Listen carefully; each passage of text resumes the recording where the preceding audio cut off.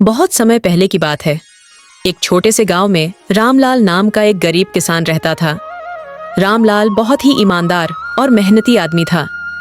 रामलाल के परिवार में उसकी पत्नी सुमन, उसका एक बेटा और एक बेटी थी। लेकिन रामलाल की जिंदगी हमेशा कठिनाइयों से भरी हुई थी। हर साल वहां बड़ी मेहनत से अपनी फसल उगाता, लेकिन कभी सूखा पड़ जाता, कभी बाढ़ आ जाती और कभी कभी कीट उसकी सारी फसल बर्बाद कर देते। उसकी सारी मेहनत बेकार हो जाती और उसके घर में कभी भरपूर अनाज नहीं हो पाता।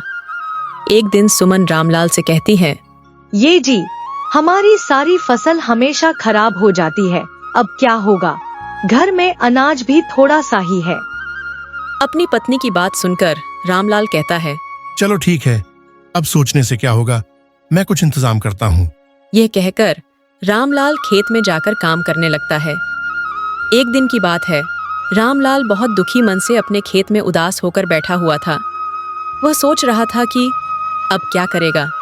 तभी एक साधु उसी रास्ते से गुजर रहे थे। साधु का व्यक्तित्व बहुत शांत और प्रभावशाली था।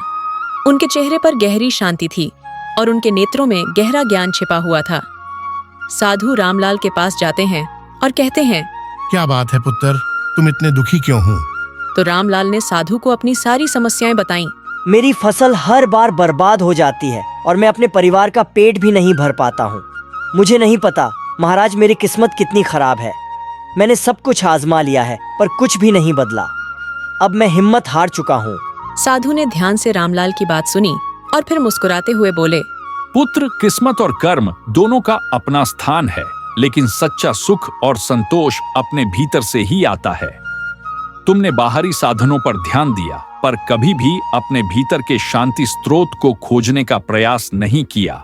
इतनी बात सुनकर रामलाल आश्चर्यचकित हो जाता है और साधु से कहता है, महाराज, मैं इस शांति को कैसे पा सकता हूँ? मैं तो बस एक साधारण किसान हूँ। तुम्हें बस ध्यान और आत्मचिंतन की आवश्यकता है।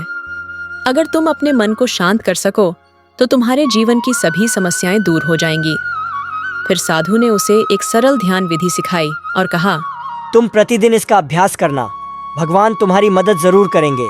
तुम केवल सभी कामों को खुश होकर और ईमानदारी से करना। यह कहकर साधु बाबा वहां से चले जाते हैं और रामलाल अपने घर की तरफ चल देता है। कुछ ही दूर आने पर रामलाल को रास्ते में एक सोने की बाल्टी दिखाई देती है।